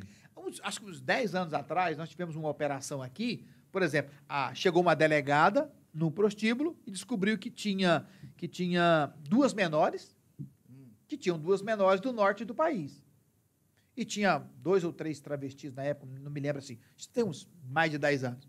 E aí, a delegada me liga e diz: olha, você tem um abrigo para travesti? Eu digo: não, eu não tenho um abrigo. Eu tenho abrigo para pessoa. Assim, eu acolho pessoas. Eu acolho pessoas, mas eu não tenho abrigo. Aí ela disse assim: então eu vou ligar para as freiras. Aí ligou na casa de freira, que tem um abrigo. A freira disse: olha, eu tenho, mas se fosse para mulher, eu não posso colocar aqui. Tem uma casa de freira, eu não posso colocar travestis aqui na casa. Aí liga em outro lugar, não tem. Então, nós não temos casa de acolhimento em caso de resgate. Então, esse é o problema do governo municipal e do governo estadual. Nós não temos esse tipo de casa em que você precisa resgatar uma pessoa. Mas você tem uma equipe que vai, por exemplo, estourar um cativeiro ou isso é coisa da polícia? Isso é coisa de polícia. A polícia vai e estoura o cativeiro, tá. Aí pega todo mundo, leva pra delegacia. Aí a delegacia vai, recolhe depoimento, tudo mais, e aí manda pra você. Não, tá. Aí a pergunta é, para onde vai essas pessoas? Porque se estão lá no prostíbulo, tem segurança, tem um teto, tem comida e tal. O problema é esse, vai para onde? Então, por exemplo, o meu caso aqui, vai pra onde? No meu caso, é só para tráfico de pessoas. Aí, nesse caso lá, quando tinha as duas meninas menores, olha a coisa assustadora. A delegada diz assim, vou colocar vocês de volta no ônibus lá pro seu estado. Ela falou assim, doutora, tudo bem, se a senhora colocar a gente hoje no ônibus, a gente vai. A gente volta amanhã. A delegada falou, mas por quê? Doutora, só está vendo aqui? Aqui eu tenho um lugar de comida, e aqui eu ganho dinheiro, eu tenho uma roupa, tudo tal. Lá no meu estado, era aquela mesma história. Lá no meu estado, abusavam de mim e eu não ganhava nada. Então, como é que eu vou sair daqui e vou voltar para o meu estado lá, para o povo abusar de mim sem eu ganhar nada? Então, assim, aí o que acontece? A delegada não achou um lugar para abrigar o travesti e nem para abrigar as duas menores. Então, assim, nós temos uma falta de estrutura, embora o governo você tem casa de passagem, você tem casa de passagem para mulher vítima de violência doméstica, você tem casa de passagem para criança e tal, mas há certos grupos que você não tem onde colocar. Então, por exemplo, eu tenho dificuldade, se eu tenho uma vítima de tráfico que vem para Goiânia e ela não tem família ou não quer ir para a família, eu pago aluguel. Cara, mas eu posso fazer uma crítica rápida? Você falou sobre as freiras. O catolicismo, ele prega quase a mesma coisa que o evangélico, só que o católico ele acredita em santo e o evangélico não. Eu acredito assim. A freira, por não poder aceitar o travesti, não seria errado? Porque, sei lá. Não, aí você já tá, porque assim, presta atenção numa coisa, por exemplo, cara, como é que você vai colocar, ela disse assim, olha, a gente não tem casa. Se fosse uma mulher, a gente colocava aqui junto com as freiras aqui, mas não é emergência. É a mesma coisa, por exemplo, eu não posso levar para minha casa, entendeu? Então ela disse assim, olha, não tem para levar aqui. Cara, uma coisa que precisa entender é o seguinte... Mas aí fica cego para tudo?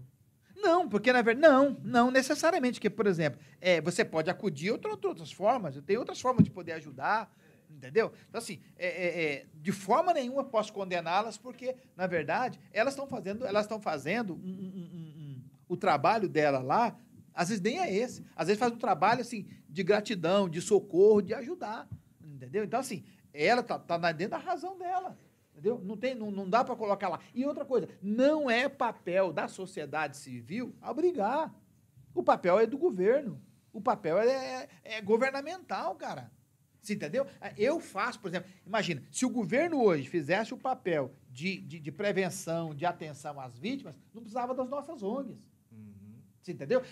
Olha, onde é que o aliciador chega? Aonde o Estado não chega. Porque se o Estado não chega com esporte, cultura, lazer, educação, o aliciador chega lá.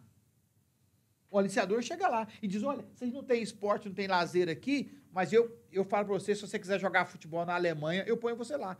Nós já trouxemos 4 meninos que foram jogar futebol na Alemanha e foram traficados, largados lá. Nós trouxemos de volta. 2 para Goiás, 2 para São Paulo.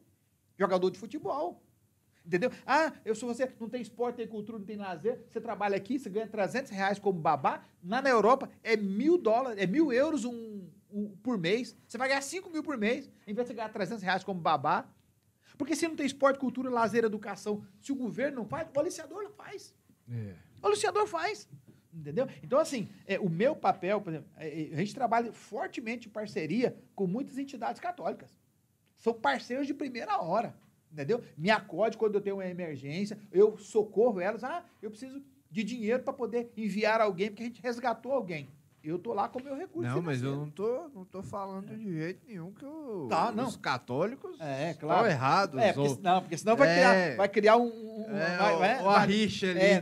Vai dar uma interpretação dúbia. E assim também, Carol, a gente precisa melhorar a qualificação dos nossos atendimentos. Seja pelo governo municipal, governo estadual, governo federal, tá? Vai sair agora o 4º Plano Nacional de Enfrentamento ao Tráfico. Eu espero que o plano tenha melhores opções, que nós tenhamos mais casas de abrigo, que nós tenhamos mais oportunidade, sabe, de resgatar, de ajudar, É até interessante, porque eu vivo recebendo vários prefeitos do estado, né? Eu ainda não cheguei no patamar de receber um prefeito por dia, mas assim, tem 246 municípios, 246 municípios, né? Devo ter recebido uns 15 prefeitos no máximo. É até interessante, porque eu, se você permitir, claro, eu posso mandar seu número para esses prefeitos e fazer com que vocês tenham um diálogo e você dizer que você montar uma equipe, né, em determinadas cidades, porque são cidades, tipo, eu morei em Goiânia. Goiânia tem, sei lá, quase 3 milhões de pessoas. Agora eu estou morando em Senador Canedo, que tem 160 mil pessoas, sabe? Eu recebi o prefeito de Vianópolis, que tem, sei lá, 15 mil, 16 mil pessoas, sabe? Essas coisas devem acontecer com uma determinada frequência e é bom o prefeito criar movimentos, né? Porque você não dá para você também ficar em todas as cidades ao mesmo tempo. Você não é onipotente, onisciente, onipresente, né? Mas dá para você criar alguma coisa. Mas, por exemplo, as prefeituras têm os CRAS e os CREAS, né? Que são os centros de atendimento social, em que eles fazem esse trabalho. Então, todos os municípios têm o CRAS e o CREAS. Então, por exemplo, às vezes eu tenho necessidade. Se eu resgato alguém, se eu recebo alguém que vai para o interior, normalmente, lá no CRAS ou no CREAS, lá, tem um psicólogo lá. Um caso, por exemplo, tinha um caso aqui de uma cidade do interior, aqui, bem pequenininha, igual você falou. Cidade do interior, acho que tinha uns 5 mil habitantes. Eu liguei para a psicóloga do CRAS, conversei com ela, expliquei a situação dela, entendeu? Fui lá na cidade, apresentei a menina para ela, expliquei a situação dela. Ela teve todo o atendimento do CRAS lá, entendeu? Assim, as prefeituras têm as limitações, mas quando você tem um profissional que tem boa vontade de fazer o serviço, a coisa acontece. Cara, eu digo sobre isso porque, assim, eu sou filho de médico, né? Obviamente, eu fui criado para me proteger desse tipo de situações. Mas, por exemplo, quantas pessoas não são criadas? Porque eu não vejo, sabe? Eu não vejo ninguém falar, toma cuidado para você não conversar com qualquer pessoa, para você não ser roubado para a Europa, sabe? Minha mãe já me metia o medo, não conversa com qualquer um, não. Você vai ser roubado lá para... Vão pegar seu rim, sabe? Eu parei até de beber na adolescência porque eu tinha que manter o rim intacto para qualquer coisa. Era um negócio de identificação de corpo, não sei o quê, sabe? Coisa de criança. Mas eu acho que a gente pode levar essas informações para todos os municípios, claro. Sabe? E do que depender de mim, do canal também, você pode contar, viu? Okay. Mas como já vai dar 2 horas de podcast, eu preciso finalizar. E eu sempre tenho 3 perguntas finais. Não sei se você já assistiu um podcast até o final, mas eu sempre tenho 3 perguntas que não tem nada a ver do que a gente conversou. E a primeira pergunta sempre emociona alguém. E se você pudesse ressuscitar alguém para tomar 1 hora de cafezinho com essa pessoa, quem você ressuscitaria, por que essa pessoa e o que você conversaria com ela? Olha, eu acho que... essa é uma boa pergunta. Cara, eu acho que ressuscitaria Martin Luther King. Porque... Não só porque defendemos as mesmas ideias de direitos humanos, de defender a dor das pessoas, mas eu acho que eu gostaria, assim, sabe, de alguns conselhos de como eu poderia ajudar, né, a frase célebre, né? Como é que nós poderíamos realizar os sonhos de termos um mundo melhor. Sabe, quando uma das minhas netas nasceu, um dia eu peguei ela no colo, no dia que nasceu, eu fiz uma promessa para ela que eu ia lutar para fazer um mundo melhor para ela. Porque eu, daqui 20 anos, eu já fui embora, né? Mas ela vai estar com 20 anos. Então, assim, que mundo eu vou deixar para ela? Então, eu diria para ela, Dr. King, que conselhos o senhor me daria para a gente fazer um mundo melhor do que esse mundo que nós temos? Né? Então, assim, não só a visão religiosa, a visão bíblica, mas a visão política que o Dr. King tinha e também a questão dos direitos humanos. Como é que eu e ele, que conselho ele me daria para eu fazer, mesmo estando no Brasil, que nós faríamos um mundo melhor para a gente deixar para essa geração próxima. Bacana, bacana. Segunda pergunta. Imagina que o Marco Aurélio, imperador, ele está assistindo esse podcast aqui daqui a um ano. O que você tem para falar para o seu eu de daqui a um ano, olhando para a câmera? Marco Aurélio, você tem feito muito, mas pode fazer muito mais. Muito mais possibilidade de fazer. Então, daqui a um ano, eu queria olhar para esse podcast e dizer assim, poxa, eu podia ter feito mais. Por mais que eu possa fazer, a gente sempre tem condições de fazer um pouco mais. Porque, embora eu resgate uma ou duas pessoas que estão sofrendo, tem outras 10 que eu não vou conseguir resgatar, mas que vão estar sofrendo da mesma forma também. Massa. E a terceira pergunta tipo, eu queria que você vai fazer 40 anos de casado? 36. 36. Eu queria que você deixasse um conselho para os jovens que vão casar, sabe? Como manter um relacionamento duradouro, qual que é o segredo, se existe fórmula mágica ou não, ou como que resolve as tretas da vida e etc. Então, às vezes, quando eu falo com casais e para casais, é uma coisa muito clássica, assim. Eu acho que a forma de você completar 36 anos, né? Brincando agora, a gente vai comemorar 40 anos de namoro, né? Mas 36 de casado, você ouvir o outro. Acho que você ouvir o outro, respeito pelas limitações dele, não tem fórmula mágica, não tem receita de bolo. Porque receita de bolo é assim, se você colocar os mesmos ingredientes, até da mesma marca, possibilidade de que o bolo seja igual. Mas casamento não. São duas pessoas completamente diferentes. Olha, você tem pessoas com cultura diferente, com educação diferente, de lugares diferentes. Às vezes você pega um do norte e um do sul e põe debaixo do mesmo teto. O segredo é, ouça o outro, aprenda a respeitar os limites do outro. Esse é o grande segredo para a gente poder viver junto. Eu respeito os limites dela, ela respeita os meus. Eu falo com ela, ela me ouve e me dá o feedback daquilo que nós entendemos. Comunicação. A gente se fala, a gente se entende, e falando e entendendo, a gente vai perdoando e sendo perdoado. E aí os anos vão se passando e o relacionamento vai ficando cada vez mais frutífero, cada vez mais maduro, cada vez mais produtivo. E eu quero chegar nos 60. Vai dar tudo certo. Marco, obrigado. Foi uma honra ter você aqui.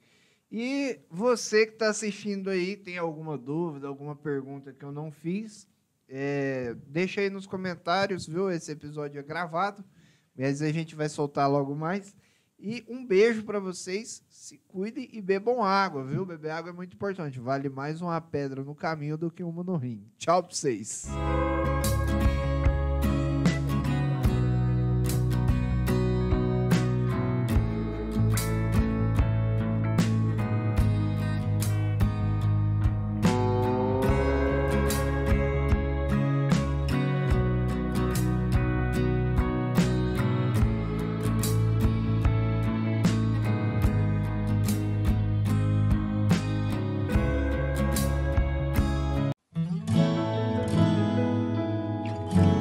Tá no coração do Brasil e no meu coração, esse brilho no olhar que dá gosto de falar.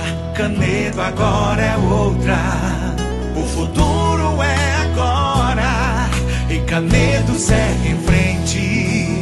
A cidade que mais cresce, orgulho da nossa gente.